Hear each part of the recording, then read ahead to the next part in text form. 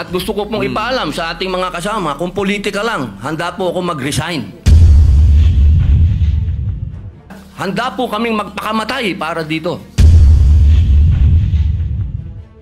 Sana po wag pong gamitin ito para siraan ako. Dahil sinasabi ko po, mahal na tagapangulo, kung gusto niyo ako mag-resign, ngayon na, kung gusto ninyo. Wag niyo akong siraan. So, Majority Leader, you have the floor. I think Senator Rowan Padilla wants the floor. Yes, sir. Yes, Senator Padilla, you're recognized. Maraming salamat po, Ginoong Pangulo.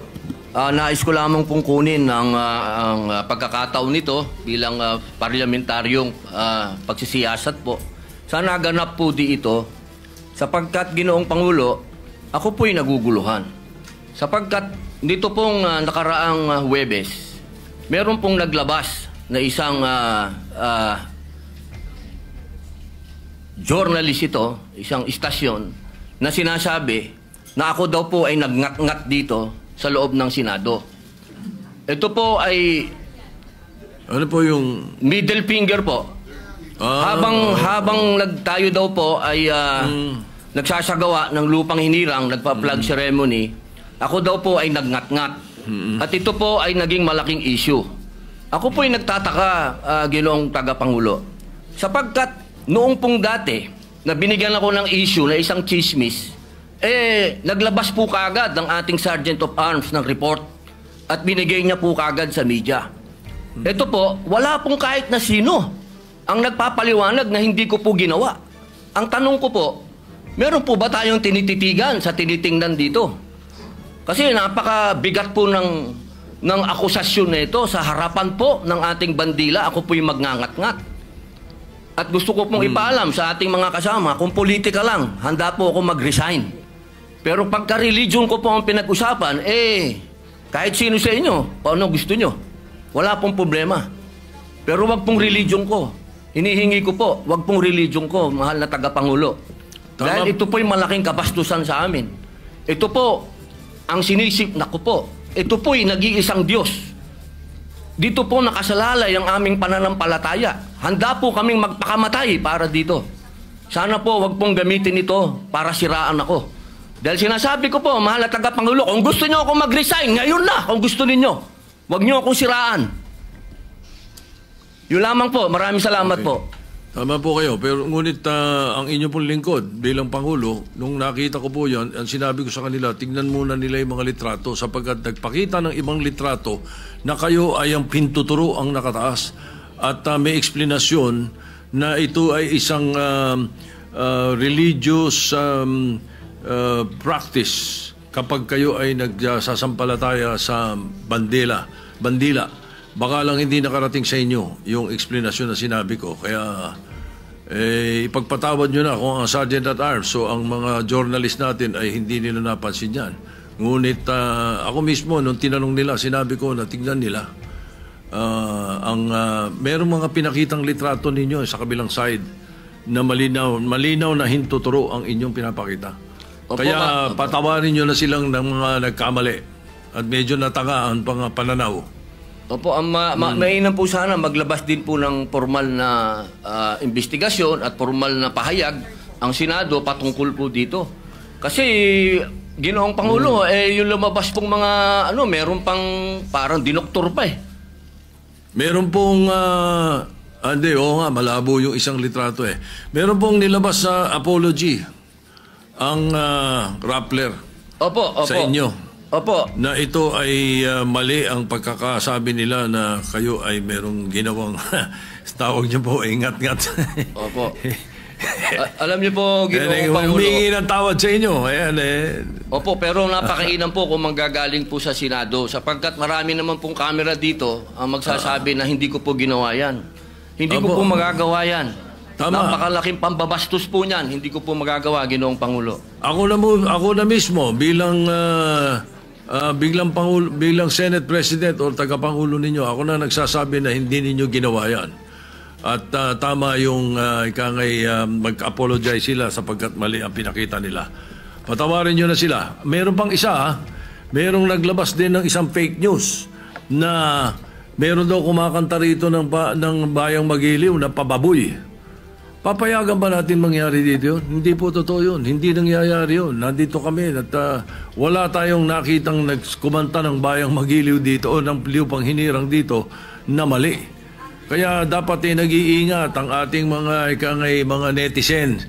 Na ibang napakahusay ng mga netizens natin kung tutuusin Pero may mga ilan nakakasingit talaga ng mga fake news na ganyan.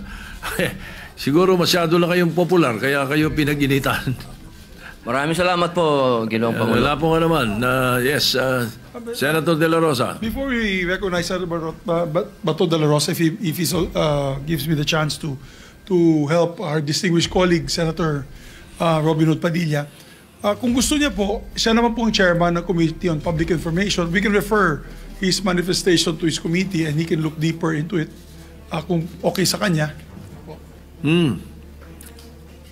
Opo, kung yun po ang mamarapatin at pinakamaganda, opo. Maraming salamat po, opo, Pinuno Mayorya. Alright, so any objections? Yes, kasi Mr. President, he can also invite PRIB because the PRIB of the Senate, pag may mga ganyan, pag lumabas ka agad, pwedeng i-counter ng PRIB. Hindi na maghihintay po si Senator Robin Hood Padilla na yung staff pa niya magka-counter. Pwede nang i-counter agad kasi mayroon ng mga record ang PRIB, Your Honor. So, if it's okay with the good chairman of the Committee on Public Information, then I so move, Mr. Chairman, that we refer his speech to his committee. All right. Any objection? Chair hears none. The speech or the manifestation of the senator from Mindanao be referred to the Committee on Public Information and Mass Media. Senator De La Rosa is recognized. Thank you, Mr. President. Mr. President, since nabanggit mo na rin na yung pagpangalaga sa lahat ng miyembro ng Senado ay isang tungkulin ng Senate President. I just would like to bring to the attention of the Senate President. I came across with the news na when the Senate President was asked by a certain Christian Esguerra regarding the minority taking up the question about the custody of Bryce Hernandez. Ito po ang sagot ng ating Senate President, which I find it very, very, very sad because being the Senate President, we hope that you are going to take care of not only the majority, because you are not the majority leader, you are the Senate President, and we hope that the majority and the minority will be taken care of by the leadership of the Senate. And if I quote your answer, Mr. President, gimmick yan ng minority.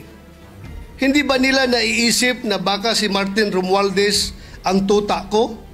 Makabintang sila porque pinagbigyan ko yung TRICOM, tuta na ako. May ginawa ba akong illegal? Yung request ng House of Representatives, illegal? Hindi. Ang gusto ninyo, awayin ko yung House of Representatives on day one. Mamatay sila sa sama ng loob. So, malungkot lang ko ito, dalawang punto, Mr. President. Unang-una, yung mamatay sila sa sama ng loob. Kami, Mr. President, hindi mo po kami mapatay sa sama ng loob dahil hindi na po masama ang loob namin dahil tanggap na namin na kami ang minority. Ang kinasama lang ng loob namin is bakit kailangan pang patayin kami sa sama ng loob?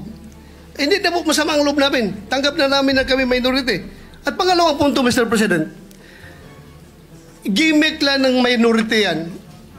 Ang Senado po, hindi po ito noon-time TV show na puro gimmick ang ating titikap dito. Kami po ay nag-raise dito ng legitimate issues which requires legitimate attention.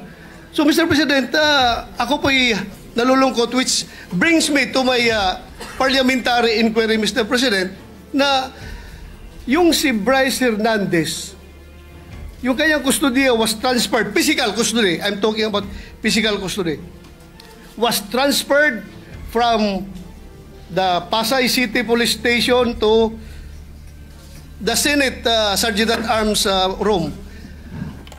Through yung from correction, from Camp Crame to Pasay, it was done through plenary action. Now, lately we heard that he was again transferred from Pasay to the Senate without plenary action. This is my parliamentary inquiry. Kung is a parliamentary action can be subverted by an action which is not a parliamentary action? Yun lang tanong ko. Matter of procedure lang, Mr. President. Dahil kung ganun, kailangan klaruhin natin yung ating rules. Thank you, Mr. President. Before I recognize the majority leader to place on record the recommitment of Mr. Hernandez, when I said mamatay sila na sama ng loob, we were addressing the trolls. Because it was the trolls who were saying something to that effect. Na misunderstood nila completely. No? I'm not supposed to do this. I'm not supposed to answer you here in the rostrum, but I cannot help but do that because you took the floor and parang sinisita mo yung Senate President, which is very unparliamentary. But nevertheless, I will answer you. Ano?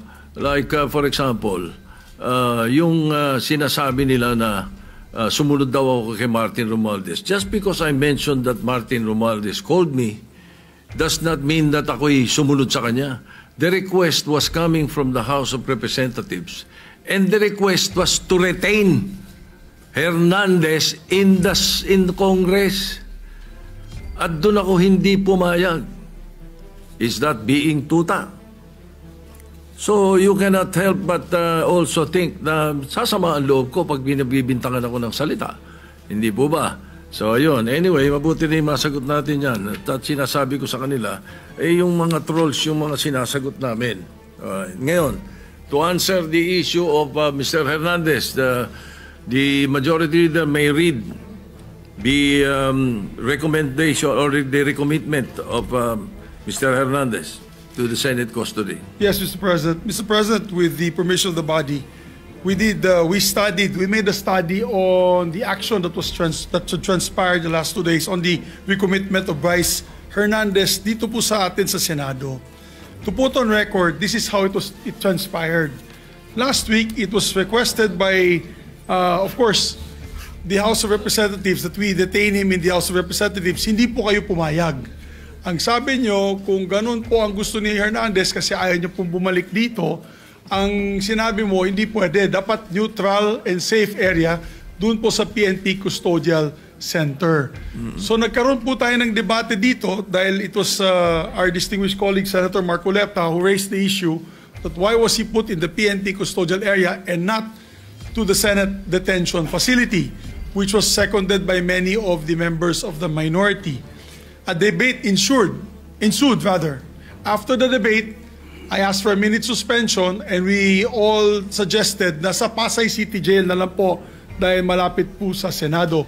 Pero let's not forget the fact that originally, the position of the minority was to bring him back to the Pasay City detention. It was only I who made the recommendation during the break that we keep it in Pasay City Jail because I approached the minority and you all agreed to my recommendation. And then after we started the session once more, the motion was done by the minority, graciously done by the minority, to move him instead to the Pasay City Jail.